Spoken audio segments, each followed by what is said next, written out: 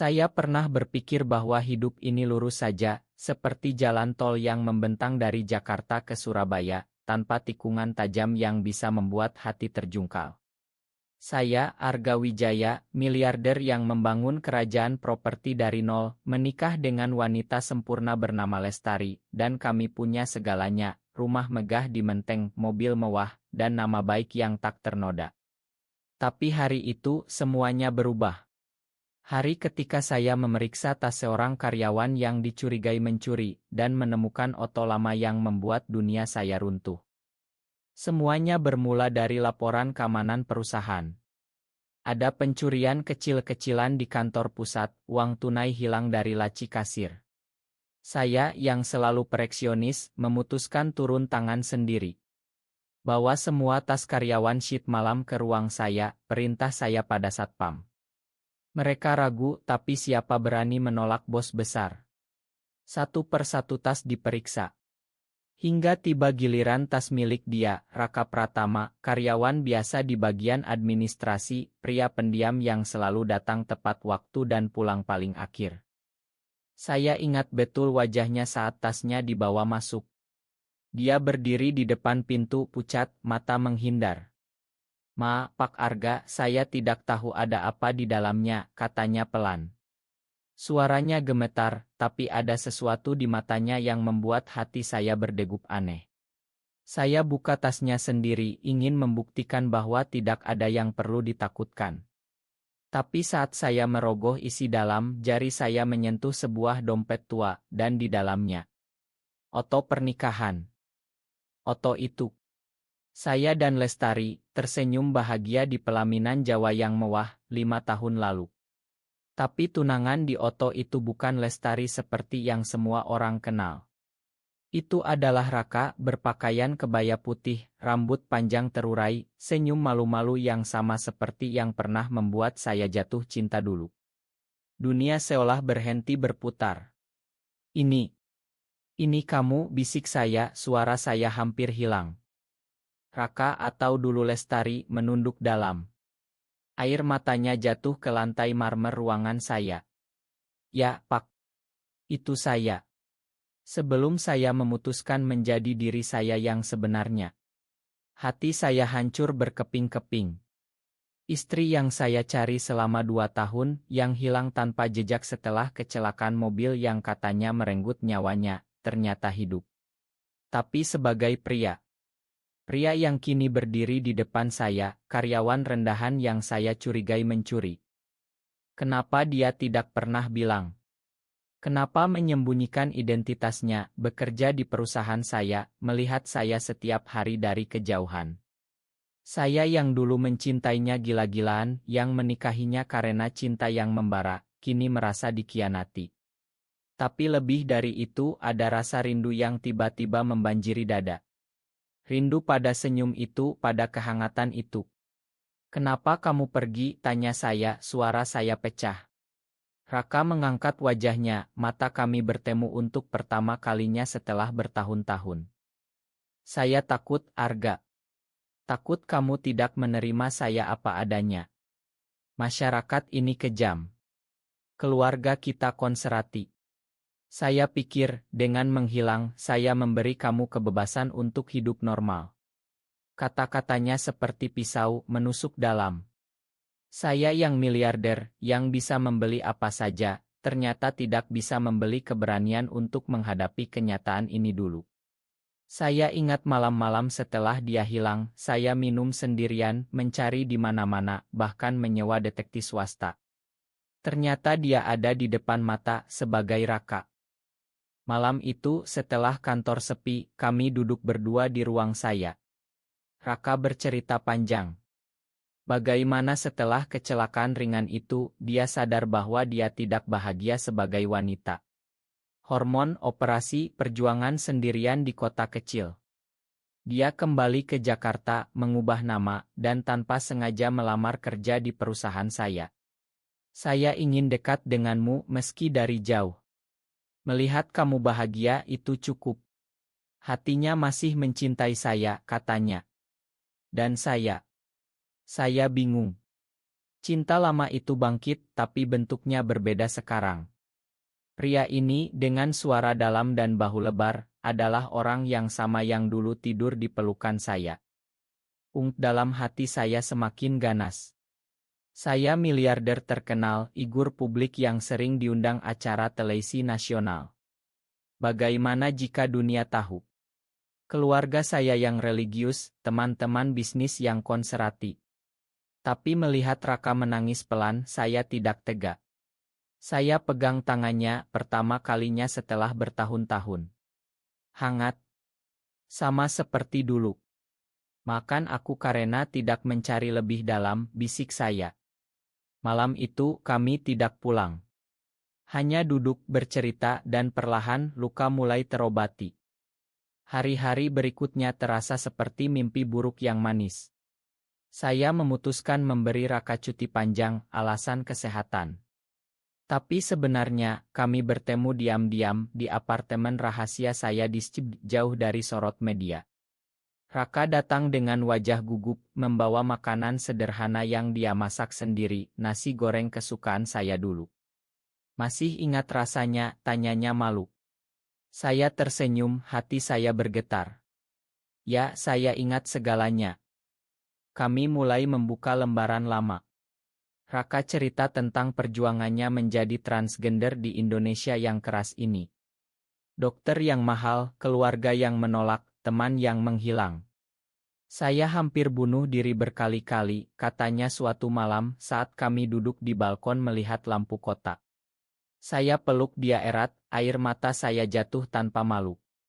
Kenapa tidak bilang padaku? Kita bisa hadapi bersama. Tapi Raka geleng kepala. Kamu terlalu baik, Arga. Kamu pantas hidup tanpa beban ini. Cinta kami bangkit perlahan, lebih dalam dari sebelumnya. Bukan lagi cinta suami istri konvensional, tapi ikatan jiwa yang tak tergantung bentuk tubuh. Saya sentuh wajahnya, merasakan janggut tipis yang dulu tidak ada. Kamu tetap cantik bagi saya, bisik saya. Raka tertawa pelan, tapi matanya basah.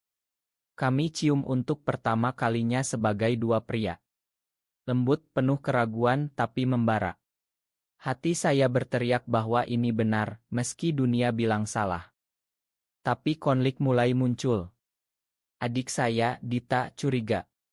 Kak, kenapa karyawan itu tiba-tiba cuti? Dan kamu sering kelihatan melamun. Saya bohong, bilang urusan bisnis. Tapi dalam hati, rasa bersalah menggerogoti. Saya yang dulu bangga dengan pernikahan sempurna, kini menyembunyikan rahasia besar. Media mulai gosip, ada oto buram saya dan Raka keluar dari apartemen. Miliarder Arga Wijaya punya selera baru, judul salah satu tabloid online. Hati saya panik. Jika ini meledak, perusahaan bisa rugi, saham jatuh. Raka semakin tertekan. Arga, mungkin kita harus berhenti. Saya tidak mau menghancurkan hidupmu. Kata-katanya seperti tamparan. Saya tarik dia ke pelukan. Tidak. Kali ini aku tidak akan kehilangan kamu lagi. Tapi dalam hati saya ragu. Apakah saya cukup kuat? Di masyarakat Indonesia yang masih konservatif ini, cinta seperti kami sering dianggap dosa. Ormas-ormas mulai demo kecil di depan kantor, meski belum tahu detailnya. Saya baca komentar online penuh kebencian. Orang kaya senaknya, merusak moral bangsa. Malam itu, kami bertengkar pertama kali. Raka bilang ingin pergi jauh, ke luar negeri mungkin. Biar kamu aman. Saya marah. Kamu pikir aku takut? Aku miliarder, aku bisa lindungi kita. Tapi sebenarnya saya takut. Takut kehilangan segalanya. Karier, keluarga, nama baik. Tapi lebih takut kehilangan dia. Kami diam lama, hanya pelukan yang bicara. Cinta ini terasa lebih berat, lebih nyata, karena penuh pengorbanan. Keesokan harinya, saya putuskan bicara pada psikolog rahasia. Dia bilang, ini proses penerimaan diri. Anda berdua trauma. Saya sadar, Raka juga menderita. Dia menyembunyikan Otto itu karena masih mencintai masa lalu kami. Saya takut lupa siapa saya dulu, katanya. Hati saya sakit membayangkan kesepiannya. Saya janji akan dukung dia sepenuhnya. Kami mulai rencanakan hidup baru, mungkin pindah sementara ke Bali, tempat yang lebih toleran. Tapi pengkhianatan datang dari orang tak terduga. Sekretaris saya lama, yang tahu rahasia apartemen, ternyata jual cerita ke media. Besok pagi, headline besar, rahasia gelap miliarder Arga, hubungan terlarang dengan mantan istri yang kini pria. Dunia gonjang-ganjing. Telepon berdering tak henti, keluarga marah, saham perusahaan turun drastis. Raka menangis di pelukan saya. Ini salahku. Tidak, ini salah masyarakat yang tak mengerti cinta sejati. Saya berdiri di depan cermin, bertanya pada diri sendiri, apakah saya siap kehilangan segalanya demi dia? Jawabannya ya, tapi hati saya remuk. Krisis itu seperti badai yang menghantam tanpa ampun. Media mengejar kami kemana-mana. Paparai di depan rumah, wartawan di kantor. Keluarga saya mengadakan rapat darurat. Ayah saya, pensiunan jenderal yang taat beragama, menelepon dengan suara gemetar. Arga, ini memalukan. Kamu gila. Istri kamu dulu sudah mati, sekarang kamu dengan pria. Kata-katanya menusuk, tapi saya diam saja. Dalam hati, saya tahu ini ujian terbesar. Raka ingin menyerah. Arga, lepaskan aku. Kamu bisa bilang ini itnah, cari wanita baru. Matanya merah, tapi tegar. Saya pegang bahunya erat. Tidak pernah. Kamu adalah bagian dari hidupku dulu, sekarang, selamanya. Kami nangis bersama malam itu, merencanakan kabur sementara ke Yogyakarta, kota kenangan kami dulu.